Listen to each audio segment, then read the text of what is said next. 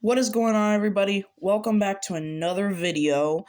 Today we are going to talk about Jurassic World Rebirth. And oh my god, the trailer is something. That's all I'm going to say right now. It is something.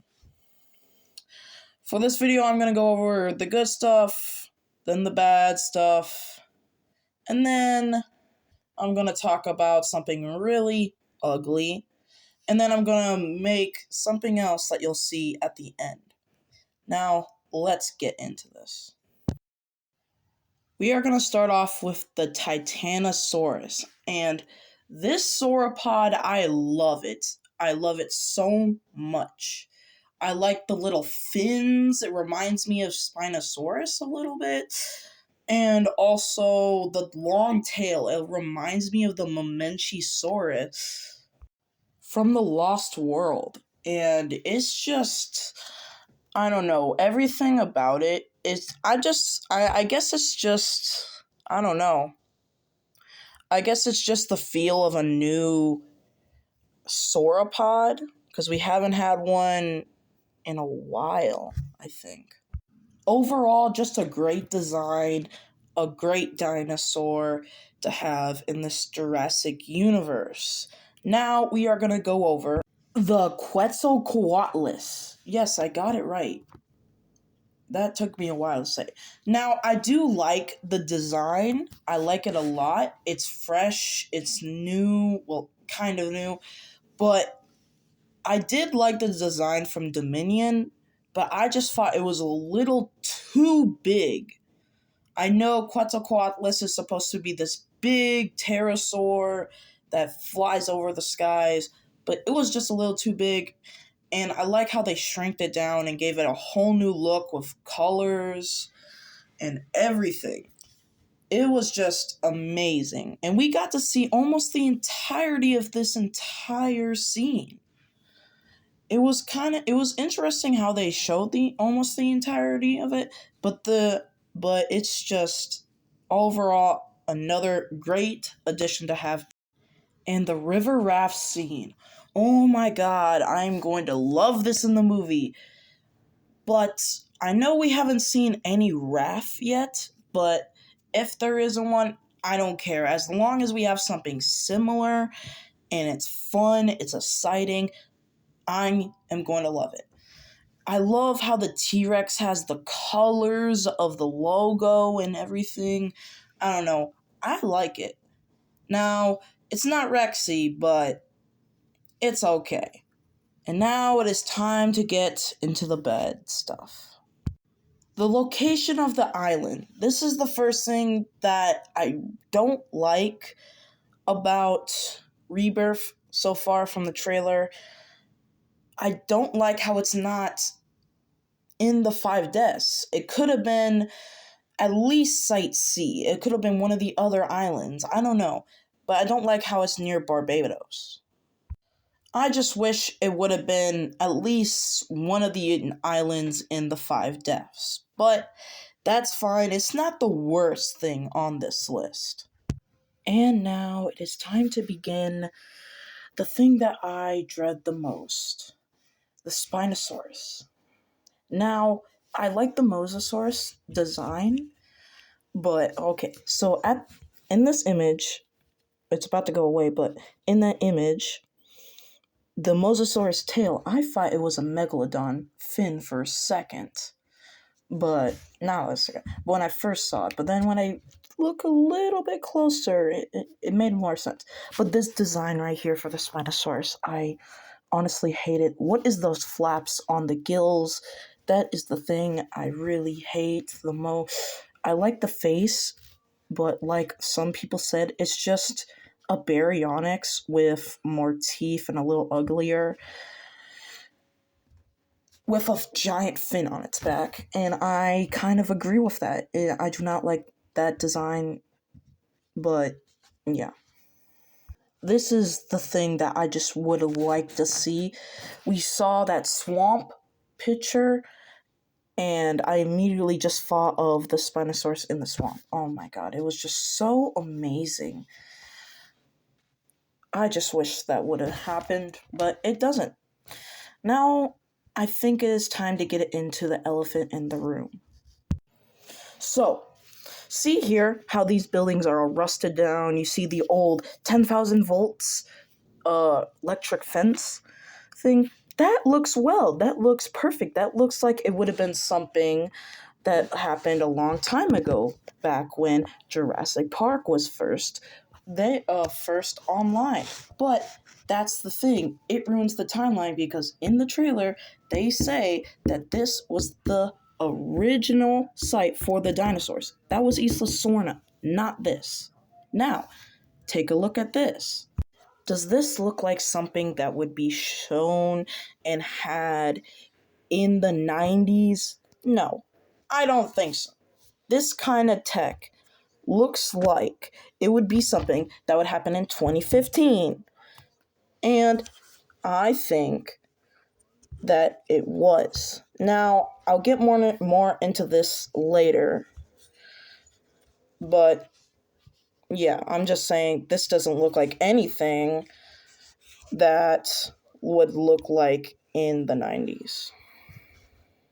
Now it's time to speak of this abomination. I hate this thing, but I do like it. But this whole thing causes so much more problems, in the timeline. It's really confusing. Really, really confusing. I don't like this thing, but I do like it, but I don't like it at the same time. It's just really confusing. But yeah. I just despise this thing, but I don't at the same time. I like it, but I don't like it. I don't know, it's really confusing. But yeah.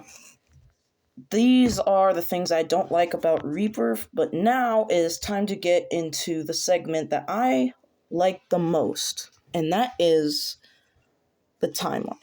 I am going to make up my own version of the timeline. Now, this is not going to be the actual timeline, but this is just going to be my depiction of it for now until we get more confirmation of how this thing actually came to be and everything.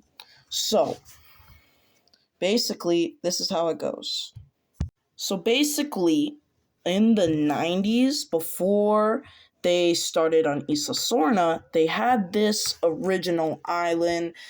In this original island, they were going to use this to make the dinosaurs for San Diego when it was going to be the original park. But then John Hammond decided, no, we need an island. So he decided to go to the Five Deaths. He started on Isla Sorna, but then he switched it to Isla Nublar. And then they kind of just abandoned this island because they didn't know how to make the dinosaurs right. They just made dinosaurs. Sure, some of them were right, but some of them were wrong. So the T-Rex that we see in the trailer, that one looks pretty similar to the T-Rexes that we know, just a little bit bulkier and maybe just a different type of, I forgot, the jaws, I think. But the reason why that is because the reason why the dinosaurs look different is because Dr. Wu wasn't there at the beginning. So, when they got Dr. Wu on the team, he saw these abominations and stuff, not actual dinosaurs that they wanted to see in the theme park. So he did a few experiments and he made that T-Rex, or at least not that T-Rex, but like, let's say its mom and its dad or whatever. And so over a course of many generations, it became that. And so the reason why that looks little different but still the same is because he used the frog DNA and they didn't use it before. So he showed them, hey, you gotta use frog DNA and blah blah blah, even though they didn't make actual dinosaurs, just genetic clones with little bit differences and stuff. Well, for the Velociraptor, a lot of differences. But yeah. So they abandoned this place full of genetic dinosaurs that weren't perfect. And then fast forward to after 2015 Jurassic World. All the workers from Masrani Global were fired. I'm assuming that because if he's dead, who's gonna run the company? Huh? So, anyways, so after they got fired, they were hired by Biosyn because Biosyn wanted to know more about the science and the geneticnism. I think that's how you say it. All the DNA and all that stuff from Jurassic World because they wanted to make dinosaurs because they've been wanting to do that ever since Jurassic Park. So yeah, I'm just assuming. So a couple of old InGen workers that worked with Dr. Wu on the amalgam testing told these Biosyn workers and these fired Masrani workers about the secret island with not genetically perfect dinosaurs. And so they decided to go there. And they started cleaning up the place, putting in some new tech and stuff, and started making dinosaurs with the help from the Masrani workers. And they started to make some progress. They made the Quetzalcoatlus, but it was a little smaller in size. They made this new Mosasaurus. It was a little smaller in size. And then they made this Spinosaurus that was really, really, really different. And was definitely smaller. So after that, they wanted to get bigger dinosaurs. They wanted to go bigger, better, more scarier. So they got rid of the frog DNA. And they put T-Rex DNA mixed with who knows what else. But I do not know what this thing is, first of all. But let's get back to the theory telling. So after they make this abomination, they did not like it. And they decided to put it not in cryogenic freeze. They put it in a cage, assuming it wasn't powerful enough. It wouldn't be able to break out. But lo and behold, after they left and abandoned all these experiments, it escaped and started growing on the island, killing, hunting, all the other stuff. And it was just downhill from there. Now leading up to Jurassic World Rebirth, which I'm pretty sure it takes place in 2028, 2027, maybe 2020. I know it's somewhere around there.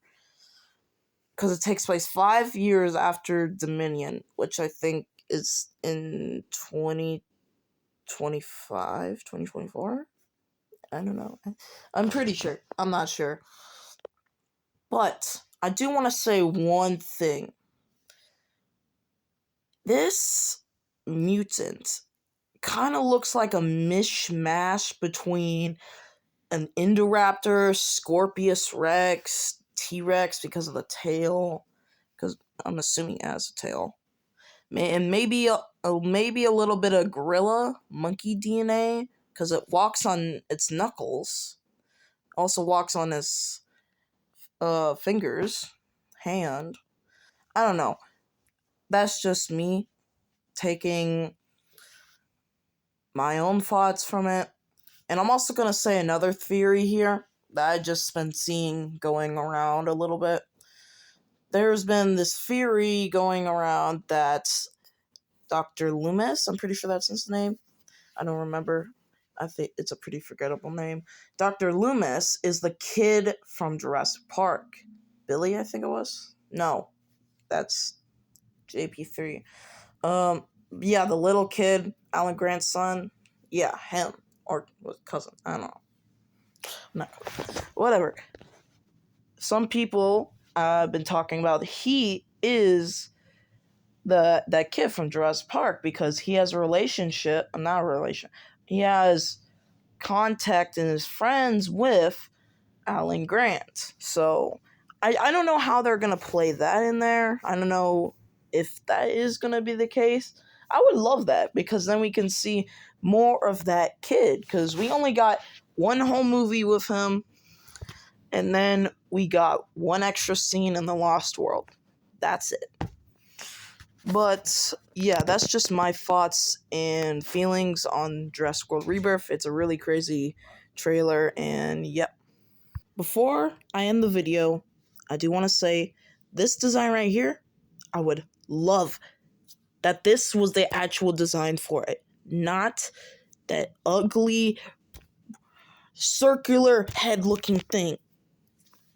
And why the heck does the mutant have to be so tall? I don't get how that's gonna work. Really, I don't. Does it like change size or something? Whatever. Oh my god, this trailer just really confuses me. But yeah, see you guys in the next video. Bye.